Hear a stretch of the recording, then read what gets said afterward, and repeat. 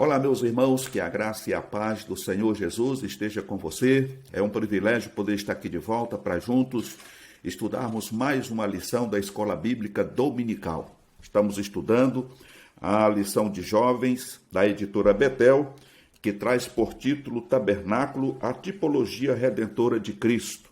E a lição de hoje é a lição de número 6, que vem falar sobre a Arca da Aliança.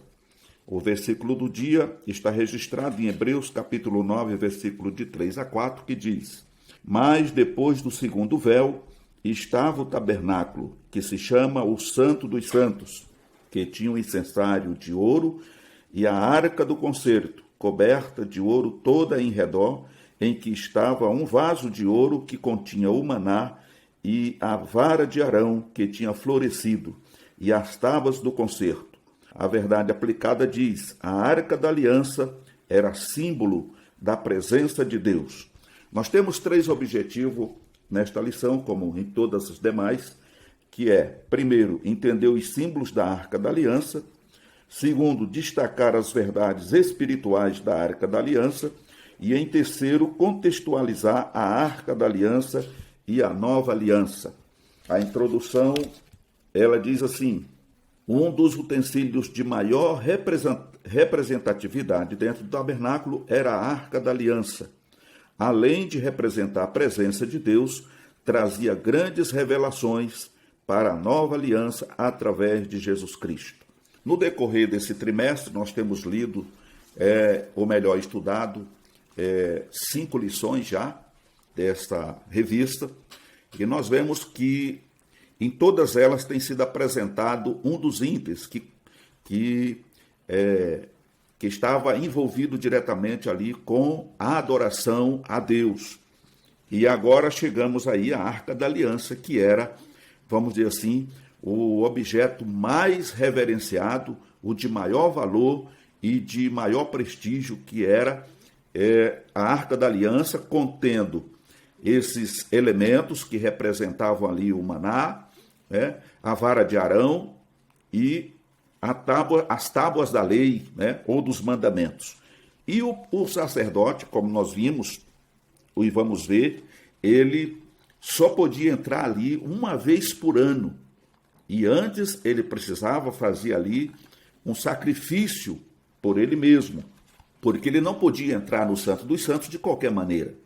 Então, uma vez no ano, ele entrava ali no Santo dos Santos, depois de ter feito esse sacrifício em prol da sua vida, ter se preparado, se purificado, se santificado, e ele levava sangue e aspergia sobre o propiciatório. Ali ele estava intercedendo diante de Deus pela nação de Israel. E Deus aceitava aquele sacrifício de um animal que tinha sido imolado para que fosse apresentado o sangue ali, e ali Deus perdoava o pecado do povo. Então nós vemos que isso apontava para o sacrifício de Jesus. Era uma simbologia ou uma figura do que mais tarde poderia acontecer, ou seja, no futuro haveria de acontecer, ou seja, o sacrifício perfeito de Jesus Cristo, o Cordeiro de Deus que tira o pecado do mundo. Então nós vemos aqui, no primeiro ponto, os detalhes da Arca da Aliança, onde Deus revela a Moisés as medidas e o material que deveria ser usado na feitura daquela arca, pois não era apenas uma obra de confecção humana, e sim um projeto divino, rico em detalhes e revelações neotestamentárias. Ou seja, a madeira que foi escolhida para fazer essa arca, ou seja, esse baú, ela não podia ser qualquer tipo de madeira, não podia ser um cedro, não podia ser um pinho, uma árvore, um pinheiro, não podia ser nem outro tipo de madeira, tinha que ser uma madeira que Deus escolheu, e essa madeira era a acácia. Segundo os historiadores, e conforme veremos na lição, essa madeira, essa árvore, melhor dizendo, ela era uma árvore que ela se tornava uma árvore frondosa em regiões áridas, portanto, era uma uma árvore resistente, era uma madeira resistente. Também fala que ela tinha uma goma ou uma seiva que também servia como remédio. Isso também aponta para o Senhor Jesus, né? Jesus, como o Cordeiro de Deus que tira o pecado do mundo, e revelado através do profeta Isaías, ele também veio tirando de nós, ou tomando de nós todas as nossas enfermidades, curando as nossas enfermidades. E resistente porque, embora se tornando homem, né, se encarnando, nascendo da Virgem Maria, ele tinha a natureza humana e a natureza espiritual. Então era Deus, homem, vivendo e habitando no meio dessa humanidade. Portanto, nós vemos aqui essas características que nos chamam a atenção de que essa madeira tinha que ser uma madeira resistente. E ela foi, além disso, revestida de ouro por dentro e por fora, né? Então, ela estava revestida desse ouro para que a sua durabilidade e a sua resistência fosse maior ainda. A palavra hebraica empregada no texto de Êxodo pode ser traduzida como baú ou arca. Existe aproximadamente 185 referências à arca no Antigo Testamento. As dimensões da arca eram cerca de 1,10 m de comprimento, 70 centímetros de largura e de altura. A arca era feita de madeira revestida de ouro por dentro e por fora e possuía 4 argolas, 2 de cada lado. O simbolismo aqui é muito rico, pois tipifica a natureza humana e divina de Cristo. A madeira de acácia é conhecida por sua resistência, assim como Jesus, que foi resistente ao combater o pecado e o sistema frio da religiosidade judaica. As 4 argolas que serviam para levar a arca indicam os 4 evangelhos que carregam toda a revelação de Jesus Cristo. Então, essa arca, ela tinha todo um simbolismo. A resistência da madeira é Jesus resistindo ao pecado, à religiosidade da época, porque nós sabemos perfeitamente que quando Jesus veio, as pessoas não o reconheceram como Messias. Até porque havia uma controvérsia, né? Que controvérsia era essa? Eles imaginavam, e pelo que diziam os profetas, Jesus seria um líder, um homem que viria para pôr fim a tudo aquilo que acontecia na época, ou seja, tirar de foco a dominação romana, pois é sabido que o povo de Israel estava sob uma escravidão. Eles eram dominados pelos romanos e a opressão era muito grande. Então eles esperavam esse rei, o Messias, que viria por fim a tudo aquilo que estava acontecendo e colocar em prática o reino que eles estavam aguardando, que era o reino que não teria fim e que todos viveriam em paz, em tranquilidade. E quando Jesus se apresenta como o Cordeiro de Deus que tira o pecado do mundo e começa a operar os milagres e vai na contramão do que os religiosos ensinavam e viviam naquela época, então eles simplesmente o rejeitaram. E sabemos qual foi o resultado disso. Entregaram Jesus, crucificaram Jesus. No entanto, era necessário que isso acontecesse. Era necessário que o Cristo padecesse, porque, como vemos aqui na lição, esses animais que eram sacrificados diariamente para apagar ou para amenizar o problema do pecado daquele povo, precisava ter um sacrifício perfeito, porque Deus cansou do sangue dos touros, dos bezerros, das ovelhas. Deus já não suportava mais aquela coisa repetitiva.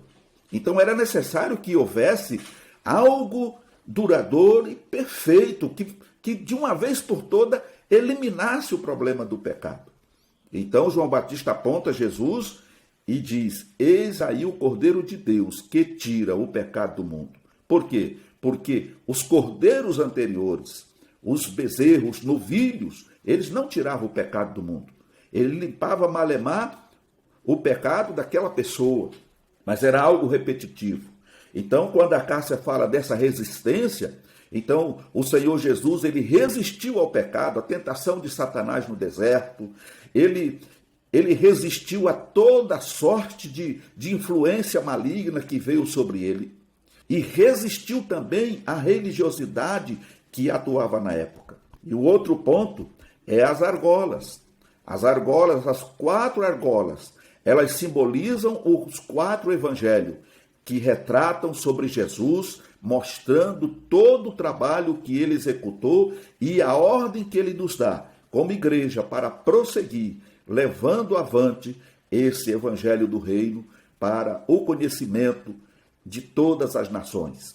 E quando eu falo todo o conhecimento, eu estou dizendo que nem todos aceitarão Jesus como Salvador, mas é necessário que eles conheçam, que eles saibam que o Senhor Jesus veio, se humanizou, morreu, foi crucificado, entregou a sua vida, derramou seu sangue, ressuscitou no 3º dia, voltou para o céu e um dia voltará para julgar as nações. E aqueles que não aceitaram o seu sacrifício não terão motivos para dizer que nunca ouviu falar de Jesus. Então, esse é um ponto importante. O segundo ponto vem falar sobre o que é o propiciatório. E aqui é uma pergunta, né?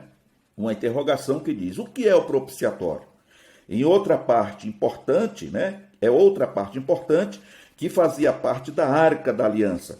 Era o propiciatório, que nada mais era do que a tampa da arca, porém com 2 querubins de ouro batido nas extremidades da tampa. A ideia da expressão de propiciatório mostra a misericórdia e a reconciliação, lugar onde Deus se torna favorável ao homem. A Bíblia diz que Deus se manifestava por entre os querubins. No propiciatório, o sangue do novilho era aspergido pelo pecado do povo. Espiritualmente, podemos dizer que os 2 querubins ali representavam a santidade, a justiça de Deus, e que através do sangue de Jesus Cristo podemos adentrar para um novo e vivo caminho e temos comunhão com ele. Então nós vemos aqui que esse propiciatório era a tampa. Naquela tampa foi confeccionado 2 querubins. Conforme diz o texto, era de ouro batido e eles estavam ali, né, solidificado aquela tampa. E Deus se manifestava entre os querubins ali. Uma névoa descia e recebia o sacrifício que estava sendo feito em prol do povo de Israel. Agora, nós encontramos aqui, conforme diz aqui, que espiritualmente podemos dizer que os 2 querubins ali representavam a santidade e a justiça de Deus. E que através do sangue de Jesus Cristo podemos adentrar por um novo e vivo caminho e temos comunhão com ele. E aí temos a referência de Hebreus 10, do versículo 19 a 20, aonde nós não precisamos mais de um véu. Por quê? Porque ao dar o brado na cruz, quando o Senhor diz tudo está consumado, o véu do templo se rasgou, dando para nós, nessa pós-modernidade, vamos dizer assim, nessa era, a oportunidade, a liberdade de poder nos achegar à presença de Deus e adorá-lo na beleza da sua santidade. Porque os méritos não são nossos, os méritos são de Jesus Cristo, mas por intermédio do seu sangue, que nos purifica de todo o pecado, nós temos hoje essa condição de poder chegar diante do trono de Deus e conversar com ele. Não precisamos mais de um intermediário, não precisamos mais de um sacerdote, mas temos Jesus como nosso sumo sacerdote e o nosso advogado. Aleluia! Louvado seja o nome do Senhor Jesus. Um outro ponto importante é que no interior da Arca da Aliança estavam as tábuas da lei. E aí nós vemos que essas tábuas da lei, elas continham os mandamentos de Deus entregue a Moisés lá no Sinai. As tábuas aqui evidenciam a palavra de Deus. Jesus, ao falar de si mesmo, diz que ele é a verdade, bem como o verbo.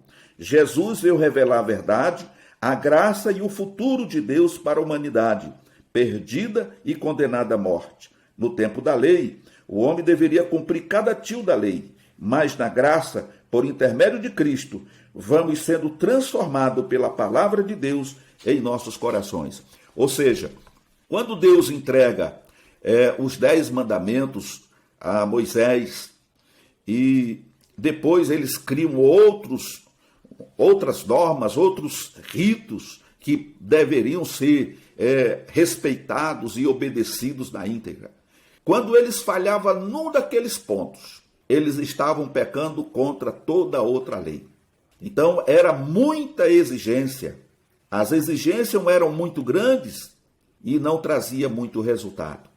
Mas quando Deus, através de Jesus Cristo, faz o sacrifício perfeito, então agora nós somos salvos pela graça, através da fé, né? Como a Bíblia diz, mediante a fé.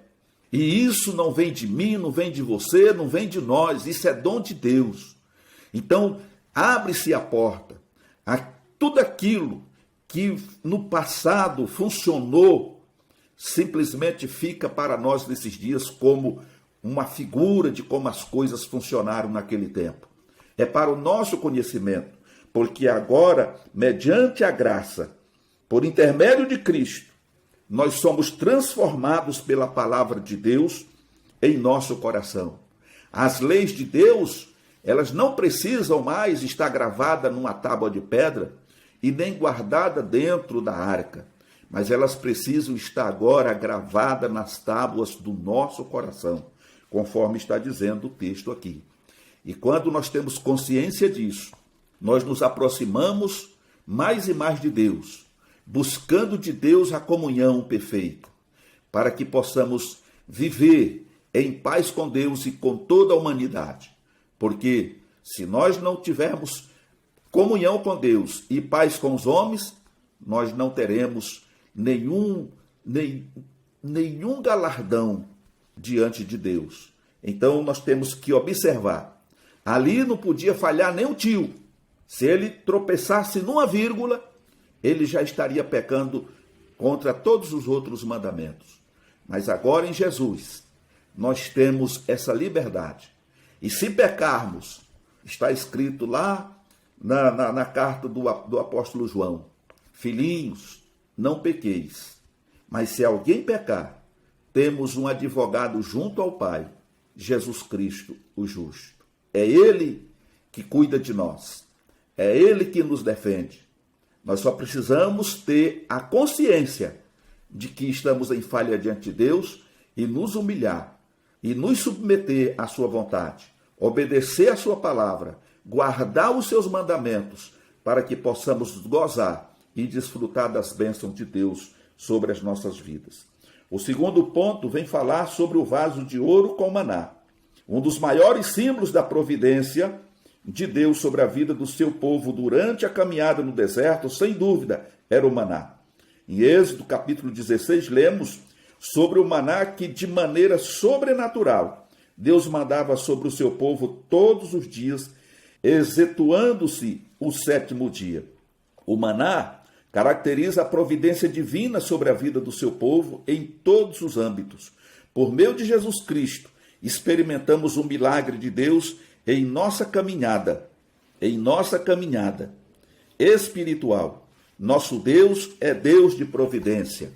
Então nós vemos que Deus não desamparou o povo ali no deserto, mas Deus, através da sua bondade e misericórdia, Ele mandava o maná todos os dias, a coluna de fogo para aquecê-los à noite, e a nuvem para que o sol escaldante do deserto não viesse trazer nenhum dano àquelas pessoas, àquele povo. Então Deus, o nosso Deus, é um Deus de providência. É um Deus que Ele se responsabiliza com aqueles que têm responsabilidade com Ele. Quando nós nos submetemos a Deus, quando nós estamos dispostos a obedecer a sua palavra e guardar os seus mandamentos, conforme está escrito, Deus se encarrega de fazer todo o resto. É como diz o texto bíblico: buscai em primeiro lugar o reino de Deus e a sua justiça, e as demais coisas vos serão acrescentadas. Nós não precisamos nos preocupar com o que vamos comer, com o que vamos vestir, se o carro vai estar bom, se vai ter dinheiro para botar o combustível, a casa onde vai morar. Nós precisamos nos preocupar única e exclusivamente com o reino de Deus e a sua justiça. Ajudar o Senhor a propagar esse reino na terra e as demais coisas, tudo aquilo que é necessário para o nosso cotidiano, Deus proverá, porque o nosso Deus é um Deus de provisão. Temos ainda aqui um outro ponto, que é a vara de Arão que floresceu. Por quê? Porque em um momento de grande murmuração do povo contra a liderança sacerdotal, Deus instrui Moisés que de cada casa paterna dos príncipes trouxessem varas para estar diante do Senhor com o nome de cada líder escrito em sua respectiva vara. Aquela vara que florescesse seria a vara do escolhido para ser sacerdote. Deus aqui estava estabelecendo que a chamada era uma particularidade divina e não humana, por isso estaria guardada na arca como testemunho às gerações. Jesus deixou claro que foi ele quem nos escolheu, conforme registra João, capítulo 15, verso 16. Houve um momento em que as pessoas se levantaram contra Arão, contra Moisés. Por que que Deus só falava através deles? Será que eles eram mais importantes do que os demais? E aquele movimento levou a Deus a chamar Moisés e fazer com que ele pegasse vara de cada um dos líderes e colocasse lá na tenda. E a vara que florisse era a vara do escolhido. E eles fizeram isso, colocaram os seus nomes em cada vara e colocaram lá. E no dia seguinte, quando Moisés vai lá verificar, viu que a vara de Arão, ela deu flores, ela deu folhas e produziu frutos. E isso provou, e ficou mais do que provado, que quem vocaciona, quem chama, é o Senhor nosso Deus. Não sou eu, como pastor, ou qualquer outro pastor, que convida a seu bel prazer alguém para fazer parte do ministério. Porque a vocação e o chamado tem que ser de Deus. O ministério simplesmente reconhece uma vocação e um chamado de Deus. Mas a prerrogativa de chamar e vocacionar, ela é exclusivamente de Deus. E através do que vimos aqui, Jesus, ele nos chamou e nos comissionou para que nós possamos ir e dar fruto, e que o nosso fruto permaneça. Por quê? Porque estamos enxertados em Cristo. Ele é a videira, ele é o tronco, e nós somos os ramos. E ele diz que toda vara que nele está enxertada, essa vara produz fruto. E o Pai, que é o lavrador, que é Deus, de vez em quando ele vem e limpa aquela vara, tira as folhas secas, as folhas amarelas, os garranchos, e limpa para que aquela vara tenha mais força para produzir mais fruto ainda. Então esse é o desejo de Deus. Então não adianta muitas vezes o homem querer dar uma mãozinha para Deus, porque Deus é soberano. E aquilo que ele aprova está aprovado, e o que ele desaprova, ninguém pode aprovar. Louvado seja Deus. Concluindo aqui, diz aqui o ponto 3. A arca da aliança e Jesus. A arca era a representação da glória de Deus, bem como a sua misericórdia e justiça. A Bíblia diz que Jesus é a propiciação pelos nossos pecados, bem como o de todo mundo.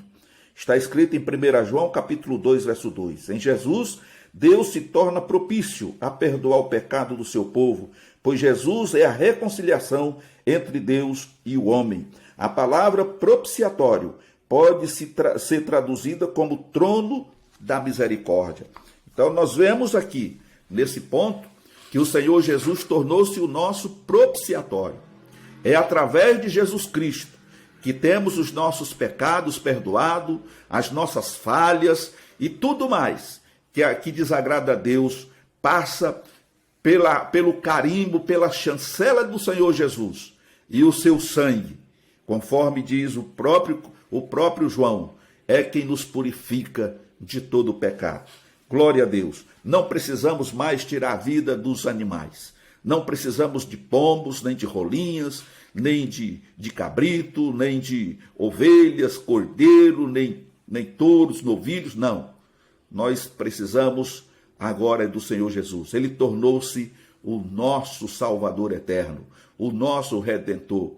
E o melhor de tudo, ele vive e reina para sempre. Ele não é alguém que morreu pelo povo, foi sepultado e se acabou na sepultura. Ele é alguém que morreu pelo povo, deu o brado à vitória, tirou todo o domínio que Satanás tinha sobre as nossas vidas, foi sepultado e ao terceiro dia ressuscitou glorioso, retornou para o Pai, mas deixou conosco o Consolador, o Espírito Santo, para ficar e permanecer conosco para sempre. Aleluia! Então nós vemos que um dos momentos áureos no ritual levítico era a manifestação da Shekinah, que simbolizava a habitação de Deus visível no meio do seu povo. O lugar em que a Shekinah de Deus se manifestava era entre os querubins. Os querubins representavam a guarda da glória e da santidade de Deus, dando ideia de algo restrito. No Novo Testamento, por intermédio de Jesus, a glória de Deus é compartilhada pelo Espírito Santo. No dia de Pentecostes, vemos a manifestação da glória de Deus, conforme Atos 2. Na história da caminhada dos apóstolos, vemos provas incontestes da glória de Deus atuando na divulgação do Evangelho, bem como salvação de pessoas. O texto de Marcos 16:20 é claro e enfático ao dizer que o Senhor confirmava a palavra com os sinais que se seguiram. Louvado seja o nome do Senhor. Então hoje, o Espírito Santo, como já frisei, ele está conosco e ele opera os milagres. Ele nos faz lembrar de tudo aquilo que o Senhor nos falou através da sua palavra. Ele nos abre o entendimento para entender o que estamos lendo. Ele nos revela aquilo que nós não compreendemos. E ele continua operando os milagres através de nós. Nós somos instrumentos nas mãos do Senhor. E o Senhor, através do Espírito Santo e através das nossas vidas, ele ainda continua curando, libertando, operando maravilhas, para que o seu nome seja glorificado e exaltado. Meus queridos irmãos, é um privilégio poder fazer parte desta família, da família de Deus, desse novo Israel de Deus. Nós somos comprados e remidos pelo sangue do Senhor Jesus. Fomos tirados das trevas para a maravilhosa luz. Temos o nosso nome escrito no livro da vida. E o mais importante disso, temos a certeza de uma vida eterna com Deus. Estamos aqui trabalhando, evangelizando, pregando a palavra, em tempo e fora de tempo, como diz o apóstolo Paulo, e aguardando o momento glorioso da sua vinda, do seu retorno, para estarmos com ele para sempre. Que Deus te abençoe e te guarde. Querendo Deus, numa próxima oportunidade, estaremos de volta. Não esqueça de dar aquele like, de se inscrever no canal, de ativar o sino de notificação, compartilhar com seus amigos, com a sua igreja e faça também os seus comentários. Somos gratos a Deus pelas suas vidas e, querendo Deus, como já disse, uma outra oportunidade estaremos de volta. Fique na paz do Senhor Jesus.